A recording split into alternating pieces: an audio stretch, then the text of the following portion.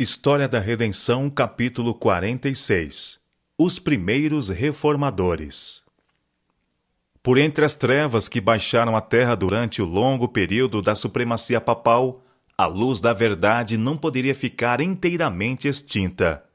Em cada época, houve testemunhas de Deus, homens que acalentavam fé em Cristo como único mediador entre Deus e o homem, que mantinham a Escritura Sagrada como a única regra de vida e santificavam o verdadeiro sábado.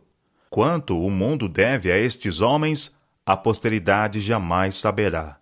Foram estigmatizados como hereges, impugnados os seus motivos, criticado seu caráter e suprimidos, difamados ou mutilados os seus escritos. No entanto, permaneceram firmes e de século em século mantiveram a fé em sua pureza como sagrado legado a gerações vindouras.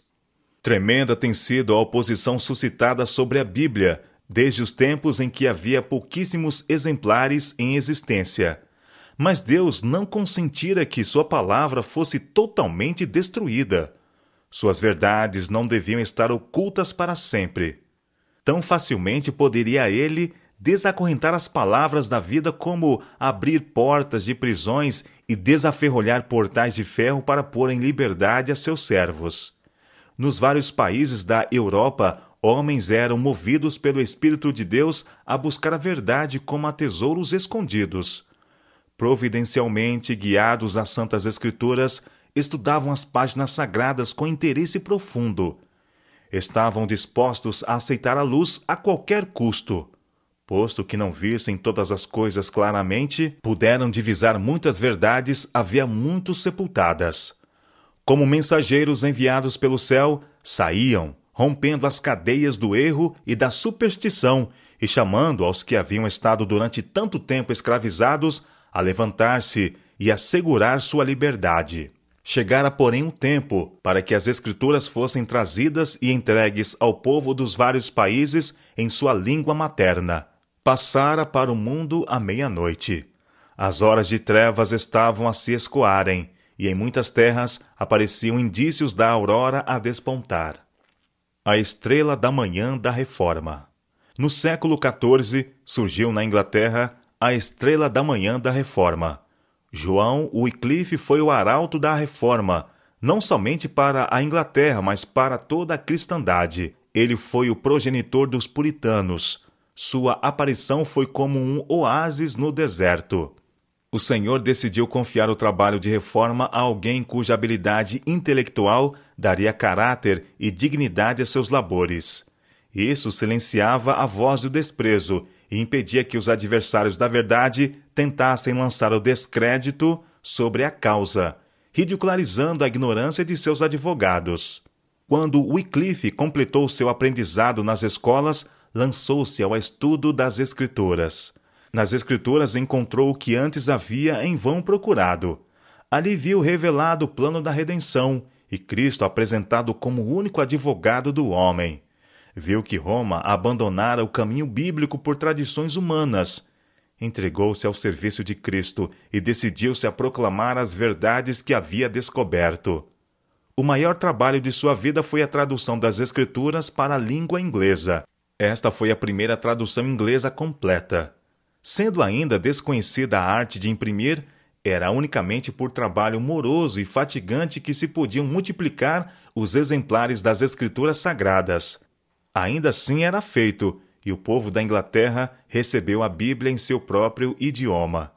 Dessa maneira, a luz da palavra de Deus começou a expandir seus raios brilhantes através da escuridão. A divina mão estava a preparar o caminho para a grande reforma. O apelo à razão humana arrancou-os de sua passiva submissão aos dogmas papais. As Escrituras foram recebidas com alegria pela classe elevada, a única que na época possuía o conhecimento das letras. Wycliffe então ensinava as distintas doutrinas do protestantismo, salvação pela fé em Cristo e a exclusiva infabilidade das Escrituras. Muitos sacerdotes a ele se uniram em fazer circular a Bíblia e na pregação do Evangelho. Tão grandes foram os efeitos desse trabalho e dos escritos de Wycliffe que a nova fé foi aceita por quase metade do povo da Inglaterra. O reino das trevas estremeceu. O esforço dos inimigos para deter sua obra e destruir sua vida foram igualmente mal-sucedidos.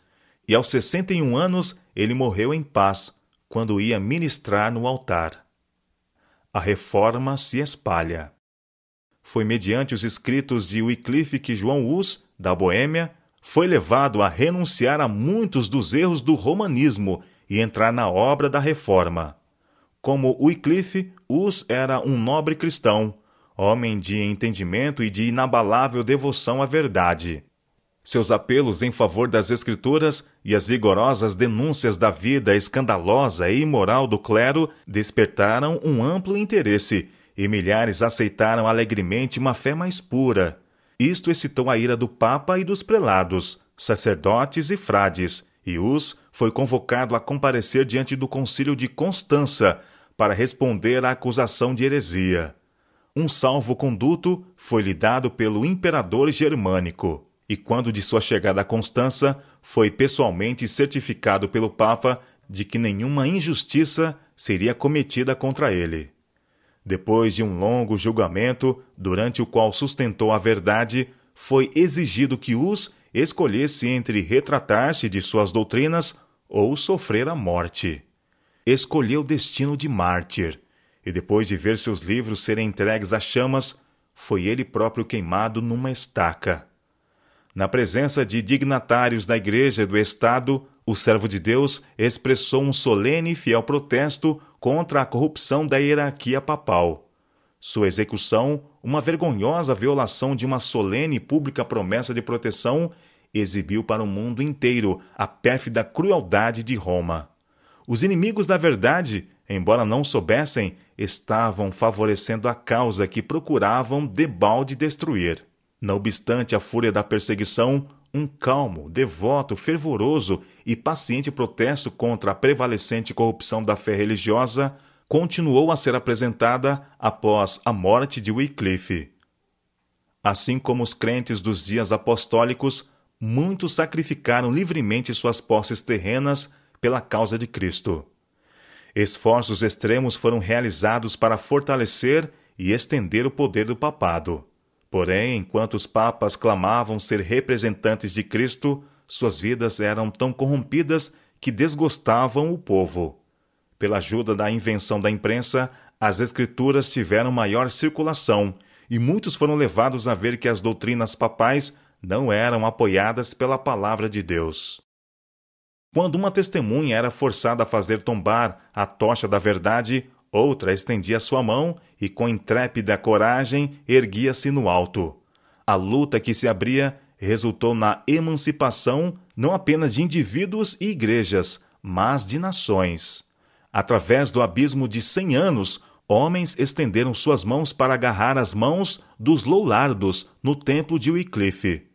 Com Lutero, começou a reforma na Alemanha.